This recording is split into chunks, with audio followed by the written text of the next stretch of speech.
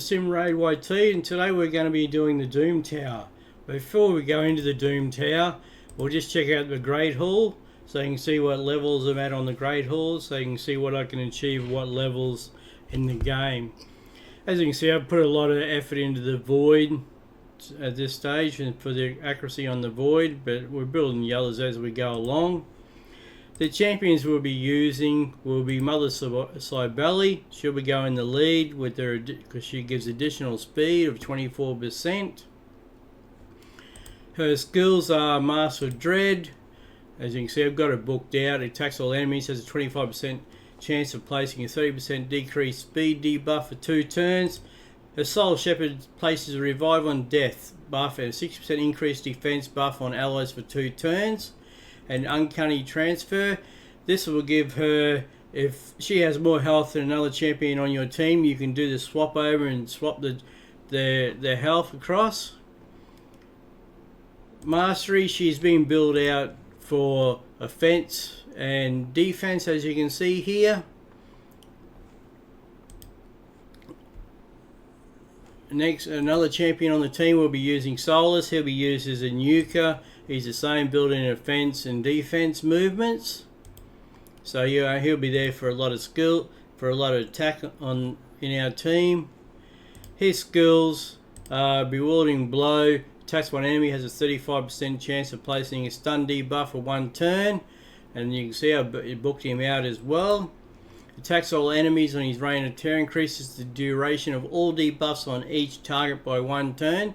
Then places a Provoke debuff on all enemies for 1 turn, places a shield buff on this champion for 2 turns equals to 30% of the damage inflicted. Damage increases by 10% for each debuff on the target. Wave of Despair. Attacks 3 times at random. Each hit has a 75% chance to remove all buffs. Also places Provoke debuff for 1 turn if a buff was removed by this skill.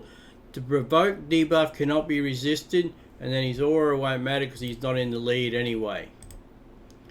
Another champion on the team will be Madame Ceres. For her masteries, we build her out in defense and support because she's really there for her buffs, so really for what we're going to use. She's booked out as well. Panic Spread. Attacks one enemy, has a 20% chance of placing a fear debuff for 1 turn. This chance increases to 30% if the target is under 1 debuff. This chance increases to 45% if the target is under 2 or more debuffs. Midnight Ritual decreases attack and decreases defense. Removes all buffs from enemies, then places a 50% decrease attack debuff and 60% decrease defense debuff on all enemies for 2 turns. Trick or Treat.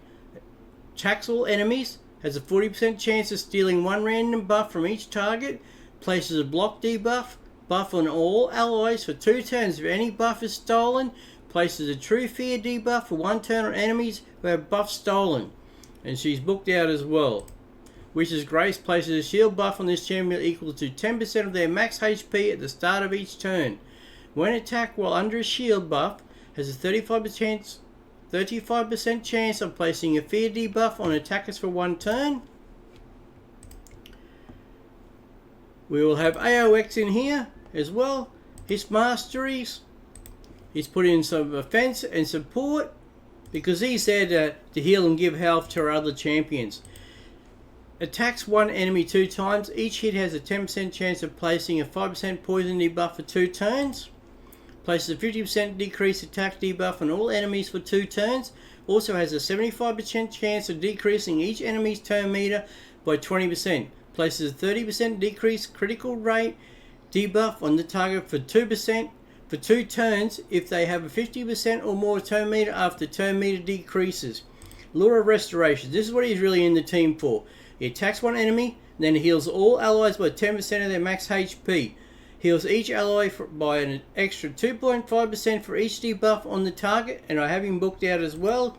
And then increases the duration of 2 random debuffs on the attacker by 1 turn when attack occurs once per hit. As you can see here, we have him up. Critical damage 79, but his crit rate's important to make it so his turns at 224. His accuracy is 224, so it's pretty good rate for at this stage. And then we have Royal Guard. Now, Royal Guard skills, he's going to be another nuker in the team. Attacks one enemy, has a 50% chance of placing a 60% decreased defense buff for 2 debuff for 2 turns. And you can see I've got him booked out.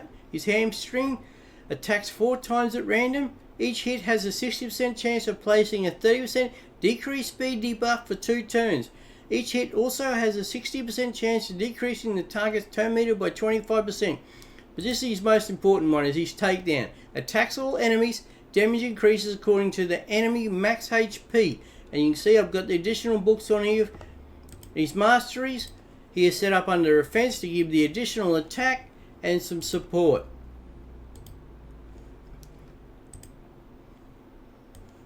And that's how we'll be doing the start of the Doom Towers. And we'll be doing just the normal first.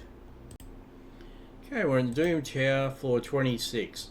Mother Slabelli will take the lead as she's our fastest champion, and she has the Aurora skill of 24% as well to give all our champions additional speed. Madame Ceres in the in the team as well with buffs and debuffs. AOX, he has buffs as well and debuffs, but his main goal here for the team is for healing capabilities to heal champions. And then we have our Royal Guard and Solus with in set up as nuke to do plenty of damage. We get some debuffs out there happening. Makes it always quick for the rounds.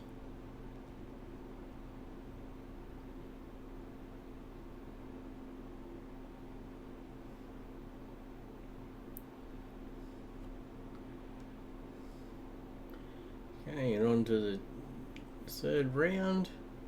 As you see, we've got plenty of debuffs happening out there. Makes it a lot easier for our champions to do damage. Their defense is down.